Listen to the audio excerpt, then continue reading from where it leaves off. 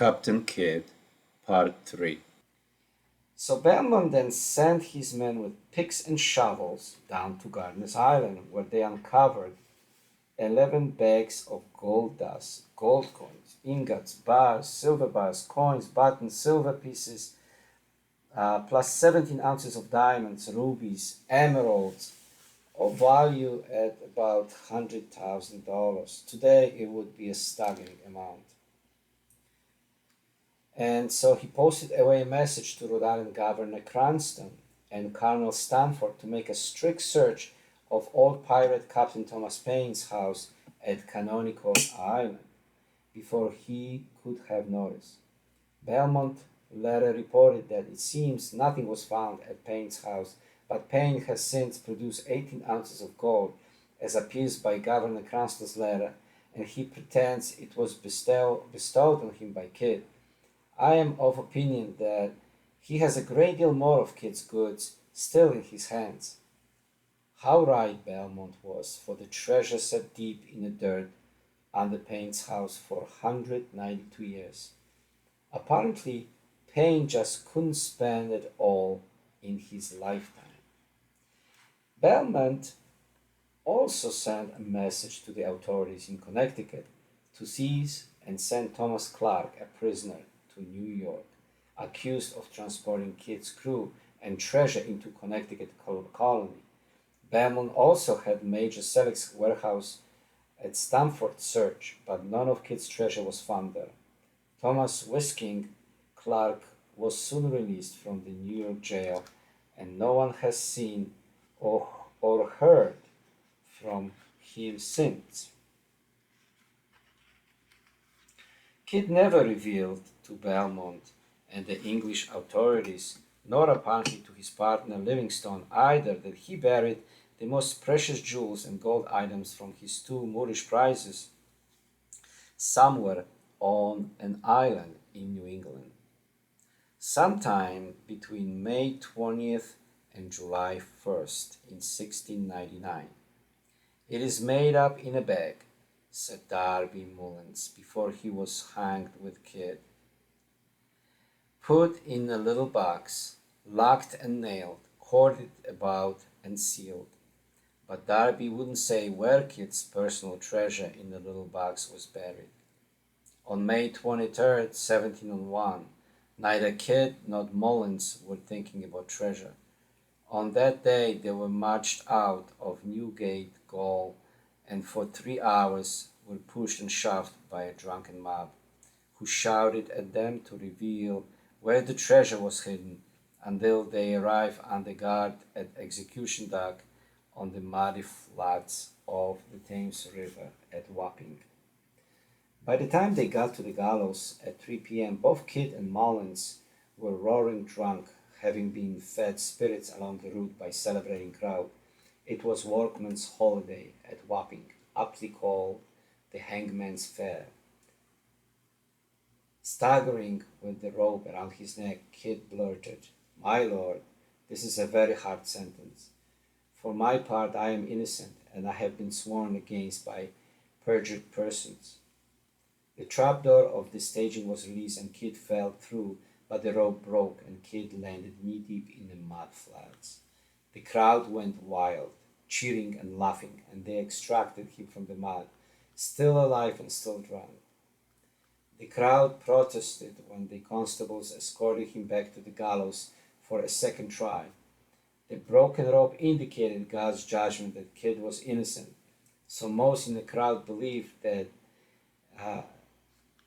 he was innocent. However, nevertheless, he was hanged again, successfully the second time, and Mullins soon followed him into eternity. And so the songs, poems, and legends began, and the man who swore to his dying day that he wasn't a pirate became the most famous pirate in the world. After death, his body was painted with tar and gibbeted in chains on the river bank at Tilbury Fort, for all the mariners to see and reflect on as they came and went on the sea. Even without his supposedly ill-gotten goods, Captain Kidd died a wealthy man. and his family was well cared for financially. One strange quirk of fate that made him even richer was that his best friend and brother-in-law Samuel Bradley, who sailed with him in the Adventure Galley and Quetta Merchant, died before Kidd was hanged. He had been put ashore by Kidd at Anguilla because he was sick and feverish, and there he soon died. In his will, he left his beloved friend William Kidd all his property on New York City's Wall Street.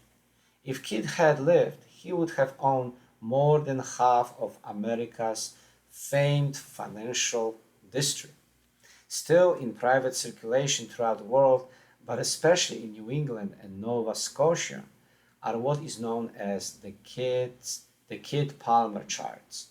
They are treasure maps secreted in various places, supposedly by Captain Kidd before he was executed.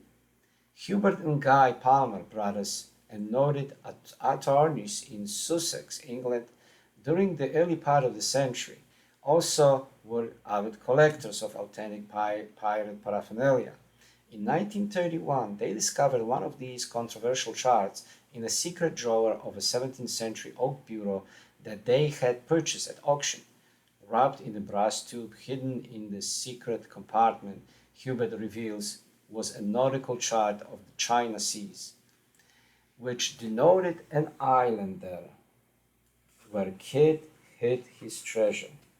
Apparently, sometime shortly after the mutiny of his men at Madagascar, this chart was the incentive for Richard Knight and Fred Graham to go searching for Kidd's treasure at Phu Vietnam in 1983. Others had attempted and failed before them.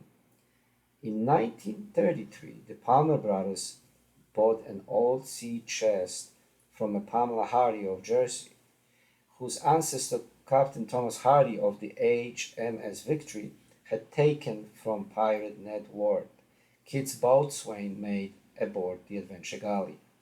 The Palmers discovered a false bottom in this chest, which contained a piece of parchment with the sketch of an island on it, marked in red ink.